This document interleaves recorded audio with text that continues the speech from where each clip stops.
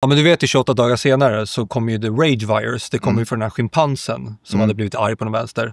Om det skulle hända på riktigt i vår värld, då skulle man ta blodet från de här människorna som tycker att deras barndom förstörs av alla remakes. Och det är så Rage Virus sätter igång.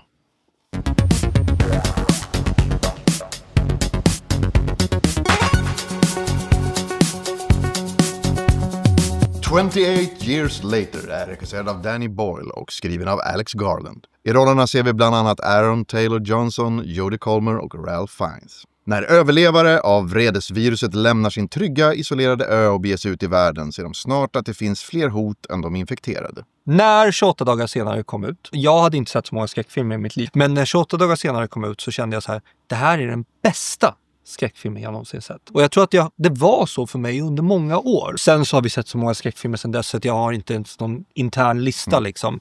Men väldigt, väldigt bra film. Jag ville se om dem, både dagar och veckor, men jag hann inte med. Jag kan ju säga från start att så här, du måste inte ha sett dem. Nej. Den här är ganska så fristående. 2:an, den kommer inte jag ihåg så bra. Nej. Men jag kollade på en recap på YouTube och blev så här, va? Jeremy Renner och Idris Elba, vad gör alla de här människorna? Men jag minns att jag inte tyckte att den var dålig. Nej, men jag minns den också som bra. Och alla höll ju på att skämta om då. Alltså tänk nästa film kommer typ heta så här, 28 år senare.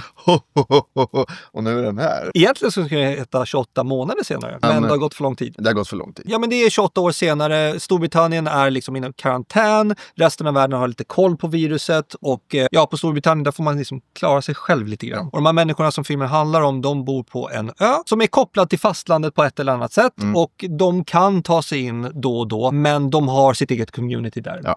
Och överlever. Men de måste ju ta sig ut då till Fastland, tänkte jag säga. Fastland. Ja, till fastlandet. Jaga, hämta proviant och så vidare. Så då är det då pappa och son. 12-åring ska han ta med sig ut. Nu ska han lära sig hur det ser ut i riktiga världen. Ja, det är som ett mandomsprov på något sätt som man verkar ha på den här ön. Lyckas man inte komma tillbaka, då får man klara sig själv. Ja, det är ingen som kommer att hämta den. Nej. Den här pojken då, Spike, som spelas av Alfie Williams. Han har ju en väldigt sjuk mamma. Ja. Och han får reda på att det finns en doktor någonstans där ute i Fastland. Fastland. Ge en minut. Ja. Jag ska rädda mor min. Mor spelas av Jodie Comer, pappa spelas av Aaron Taylor Johnson. Ja. Här har vi våran film. Ja. Det är ju massa otäcka vredesfigurer där ute. Är det bara jag? Eller kändes de inte lika läskiga som förr? De kändes lite så här töntiga. Alltså, jag kunde inte sätta fingret på det. Jag kommer ju inte riktigt ihåg vad jag kände då när första filmerna kom.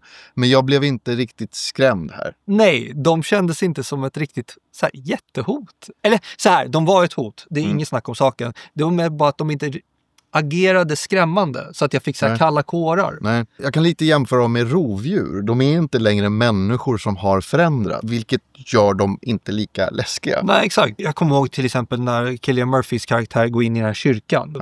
Och de här börjar röra på sig och sen börjar jaga honom. Där hände någonting inom mig som gjorde mig skitskraj.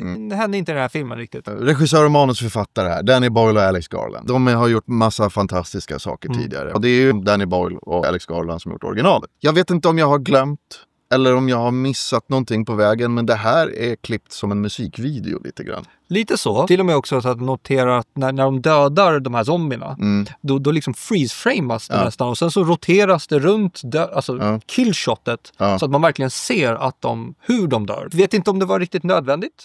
Nej. Jag blev inte irriterad över det. Nej, men det där är ett val. Det var ett val, men det var ett märkbart val. Jag satt liksom och tänkte hela tiden, nu har de gjort det där konstnärliga igen. Och jag tänker liksom på typ så här House of Thousand Corpses, alltså Rob Zombies grejer. Som det var liksom så här musikvideoigt, snabba klipp och så.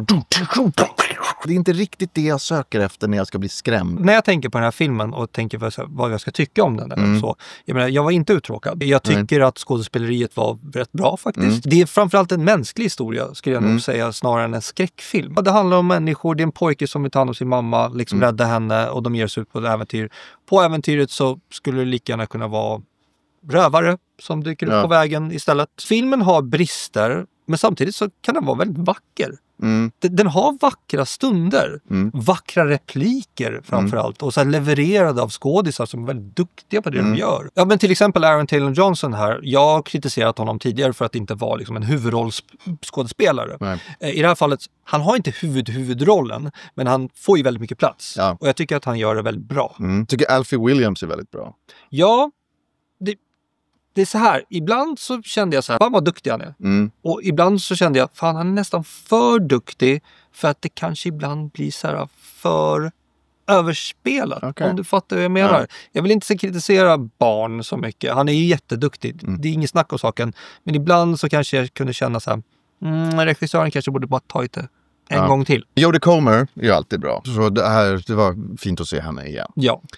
Och Ralph Fiennes, vi ska inte säga när han dyker upp eller vad han gör i filmen eller så. Men han är jättebra. Ja. Jag älskar Ralph Fiennes. Ja. Jag tycker filmen känns glitchig ibland. Någonting har hänt att de vill skapa konst. Och då tänker jag så här, det här är två herrar som har varit med i filmindustrin i många år och kan konst, sin konst.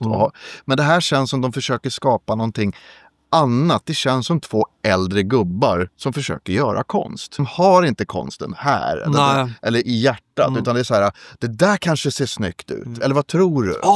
Fan, det är ju sant. Prova om vi kan spinna och lägga till så här freeze frame och så här, men det där kan bli coolt. Alex Garland, alltså, han skriver filmen, men han är ju också regissör. Ja. Han gjorde ju Civil War. Ja. Den tyckte vi om jättemycket. Ja. Så att jag kan ju tänka mig att han ändå har någon form av kreativ inverkan på filmen. Ja. Och det kanske är liksom två för kreativa personer. Ja, precis. De har ju ganska olika sätt att göra saker på. Och då kanske det blir liksom det kanske kraschar lite. Jag kände att det gjorde det. Den kändes lite glitchig. Men en side-note apropå skådespelare. Edvin Ryding är med. Ja.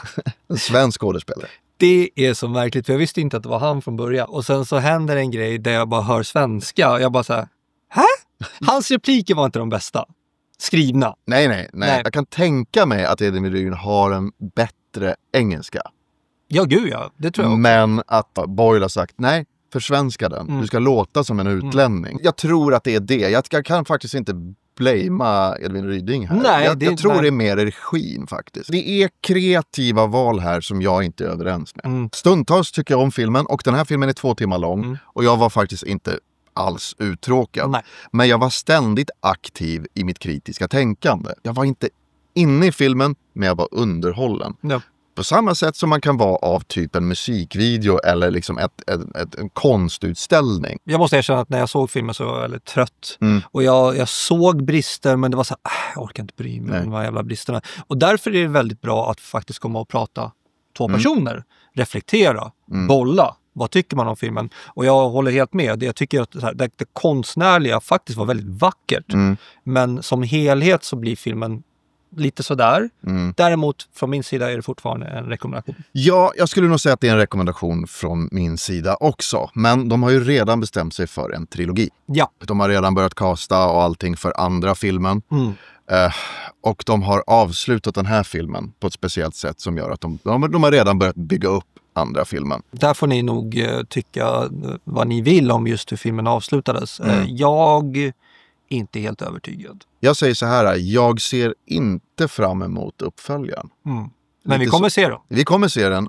Men jag tycker inte om den här filmen så pass mycket att jag liksom blir ledsen över att jag inte ser fram emot en uppföljare. Eller är orolig. Jag menar bara så här, ni har valt att göra den här filmen i sin helhet på det här sättet. Vilket gör att jag inte känner mig jättetaggad så som jag var lite grann för den här filmen. Ja, vi har ju väntat rätt många år för den här uppföljaren. Ja, men det blir ännu mer skräck. Det blir mer skräck. Ja. Filmen Weapons, som vi har hört väldigt gott om. Ja. Så den ser vi fram emot att recensera. Men medan vi väntar på det så får ni väldigt gärna tycka på prenumerera på vår kanal. Och tack för att ni tittade. Vi ser fram emot att snacka mer film med er framöver.